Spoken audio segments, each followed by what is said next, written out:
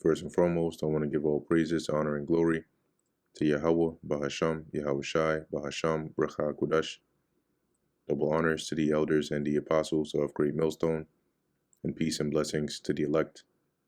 And today we're going to go into the book of Proverbs, the 23rd chapter. When thou sittest to eat with a ruler, consider diligently what is before thee, and put a knife to thy throat, if thou be a man given to appetite. So when you go, if you're, say, a ruler has made a banquet and you're invited, be very mindful of what they've put in front of you. And if you're one who eats a lot, it says, put a knife to thy throat, meaning control your appetite. Be not desirous of his dainties, for they are deceitful meat.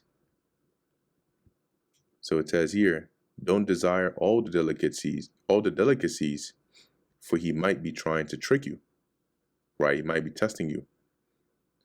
Labor not to be rich. Cease from thine own wisdom. It says here, don't wear yourself out trying to get rich. Be wise enough to know when to quit.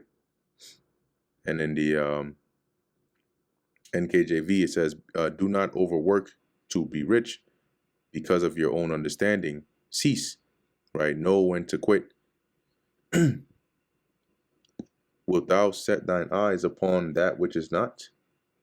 For riches certainly make themselves wings. So here he likens riches onto that which is not, meaning that it's you may have it, but just as quickly as you get it, you lose it because you spend it.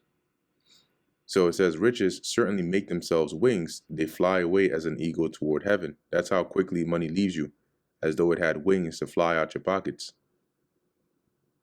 Eat thou not the bread of him that hath an evil eye, neither desire thou his dainty meats. For as he thinketh in his heart, so is he. So, don't eat the bread offered to you by one that has an evil eye, okay? Or desire his meats, or whatever he may have. For as he thinketh, which is his evilness, so is he. Eat and drink, saith he to thee, but his heart is not with thee. You see that? So he may, invite you. He may bid you to go ahead and eat, right? Look, it says here, they're always thinking about how much it costs. Eat and drink, they say, but they don't mean it. So they're telling you, yeah, but in their mind, it's like, nah. The morsel which thou hast eaten shalt thou vomit up, and lose thy sweet words. It says here, you will throw up what little you've eaten, and your compliments will be wasted. And that's basically, whatever it is that you ate of him, he may feign himself to be generous and to offer it to you freely, but eventually you're going to pay for it. Okay, it's like bringing it back up. You're going to pay for it, and you're going to realize that all those like sweet words, oh, this guy is generous, this guy is this, that's all out the window. Speak not in the ears of a fool, for he will despise the wisdom of thy words. Yeah, because fools do not, wisdom is too high for a fool. It's like casting your pearl to swine. They're not going to value it. So don't waste your time. Remove not the old landmark, and enter not into the fields of the fatherless. Let's read that in the NLT. Don't cheat your neighbor by moving the ancient boundary markers. Don't take the land of defenseless orphans. Yeah, you may have, say, like your land bordered to somebody else's, your field bordered to somebody else's. Don't intrude into part of their land, because it's not yours. So as it says, for their Redeemer is mighty. Who is their Redeemer? The Lord. He shall plead their cause with thee. So you may think, oh, that's the fatherless, that's an orphan. What are they going to do, right? Well, there's one that fighteth for them, which is the Lord. And he's the one who's going to plead their cause.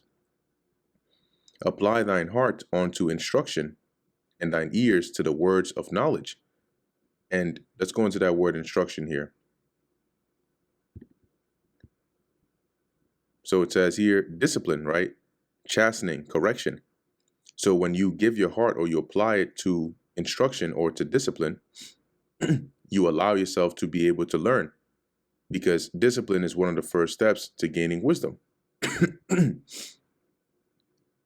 So as it says, apply thine heart unto instruction, and thine ears to the words of knowledge. So listen, take heed. Withhold not correction from the child, for if thou beatest him with the rod, he shall not die. So don't be afraid of correcting your child or chastising them, because beating their ass or whipping them for doing something wrong is not going to kill them, but it's going to correct them. Thou shalt beat him with the rod, and shalt deliver his soul from hell, because you are instilling in him a righteous habits, good things, and driving away that folly from them, so that in the future, when their consequences have greater actions, they will not end up in bringing upon themselves destruction due to a poor upbringing.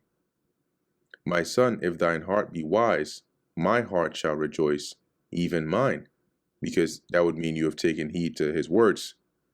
Yea, my reins shall rejoice when thy lips speak right things. Let not thine heart envy sinners, but be thou in the fear of the Lord all day long. See, so sinners, they may look like they're having fun and they're free from the bond of discipline through the discipline that righteousness brings, but don't envy them, because their end is going to be destruction.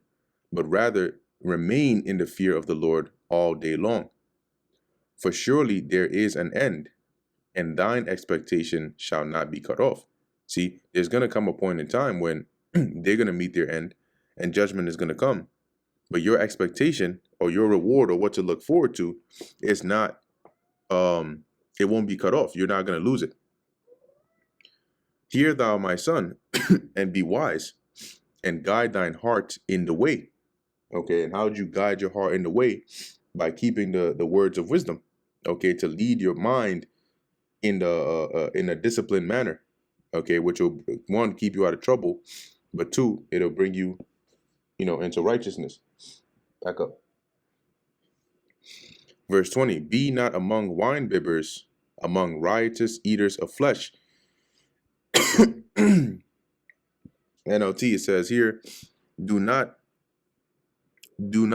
carouse with drunkards or feast with gluttons, right? That's basically, hanging around the wrong crowd, because what comes of them?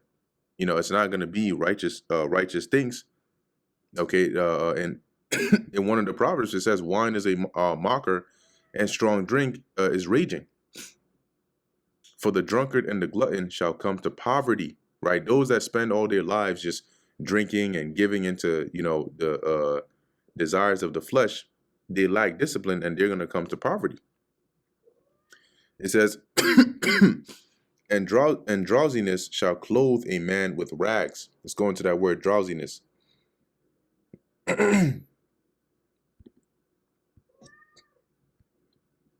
It says here, indolence, right? Sleepiness, drowsiness, that's laziness. Okay. And it's going to clothe a man in rags, meaning it'll bring you to poverty, because laziness, laziness is a lack of hard work, right? If you're not working hard, or if you're not working at all, guess what? You're not going to be able to, make a living. Hearken unto thy father that begat thee, and despise not thy mother when she is old. Buy the truth and sell it not, right? And why? Because the instructions of your father and mother are for your betterment. So take heed to their words, and don't forsake your parents when they're old. That's a part of honoring them. Buy the truth and sell it not. Also wisdom and instruction and understanding. See, so how do you buy the truth, right? The truth that we have, this knowledge, wisdom, and understanding, you buy it with your time, right? With your attentiveness, with your mind. And when you desire that of the Lord and he gives it to you, you're not supposed to actually sell it, one, meaning once you've obtained it, don't give it up, don't give it away, right? Don't let go of it. But number two, you're not supposed to try and make merchandise off of this truth. The father of the righteous shall greatly rejoice, and he that begetteth a wise child shall have joy of him. Why? Because a wise child is going to bring glory and honor to their house, and they're going to make their parents proud. Thy father and thy mother shall be glad, and she that bare thee shall rejoice. My son, give me thine heart, and let thine eyes observe my ways. Give me your heart, meaning give your mind, like be attentive to the instructions that I'm giving you. And let thine eyes observe my ways. For a whore is a deep ditch. A whore is a deep ditch, and a strange woman is a narrow pit. Meaning that they're traps. She also lieth in wait as for a prey, and increaseth the transgressors among men. So when you fall prey to her, she's like a predator, right? She's looking to deceive you and draw you into her grasp, right? As it says, she lieth wait as for a prey. So if you fall for her seductive words, you're going to be that prey. And increaseth the transgressors among men. She hides, in NLT, she hides and waits like a robber, eager to make more men unfaithful. And this can apply to, actual women and also to left-hand philosophies. And that's what they ended up doing. Right? They drag you away from the Lord. Who hath woe? Who hath sorrow? Who hath contentions? Who hath babbling? Who hath wounds without cause? Who hath redness of eyes? They that tarry long at the wine, they that go to seek mixed wine. So those that are constantly drinking, they're the ones who end up having woe, right? Destruction, sorrow, contentions, because that's what the influence of wine does to them, right? They babble, they have wounds without cause. It says, who hath redness of eyes? These are all effects of those that tarry long at the wine. Verse 31, look not thou upon the wine when it is red, when it giveth his color in the cup, when it moveth itself aright. It says here in the NLT, don't gaze at the wine, seeing how red it is, how it sparkles in the cup, how smoothly it goes down. Meaning, don't be enticed in it, at a time when you're not supposed to, right? Don't give into it. As it says, at the last it biteth like a serpent, and stingeth like an adder.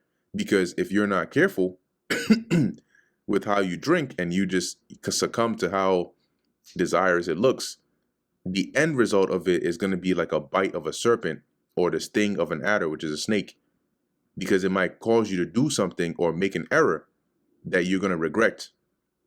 Thine eyes shall behold strange women, and thine heart shall utter perverse things. See, because once you're under that influence, that's why people end up going to the club. Sometimes they get so drunk they take any woman home, might be a big back, and you wake up with her. You turn around, you see something unpleasant, right? But because your sense of judgment is void, right? It's thrown off. And thine heart shall utter perverse things out of the influence of that wine. Also, as it says here, you will see hallucinations. You will say crazy things, right? NKJV, your eyes will see strange things, and your heart will utter perverse things. And sometimes when you get extremely drunk, you start to have that effect on you. Now it's not about being merry or even doing it in balance, but now you're going overboard, and this is where it becomes dangerous. Yea, thou shalt be as he that lieth down in the midst of the sea, or as he that lieth upon the top of a mast. Meaning you're not going to be able to have balance or your control, right? Like when you walk, it's like it's like the ground is moving under you. It says you will stagger like a sailor tossed at sea, clinging to a swaying mast. They have stricken me, shalt thou say, and I was not sick. They have beaten me, and I felt it not. When shall I awake? I will seek it yet again.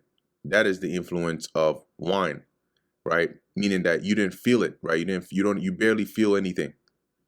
So they can hit you, and it's like, as it says, thou shalt say, I was not sick, I wasn't hurt, right? They beat me and I felt it not. And then when shall I awake, right? When you wake up, you desire to go back and do it again. It says, and you will say, they hit me, but I didn't feel it. I didn't even know when they beat me up. When will I wake up so I can look for another drink? And then if you get to that point, you need a prayer.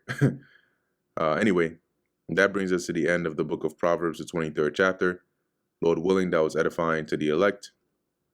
In closing, I want to give all praises, honor, and glory to Yahweh, Bahasham Yahushai, Bahasham, Recha Kodash. And until next time, Shalom.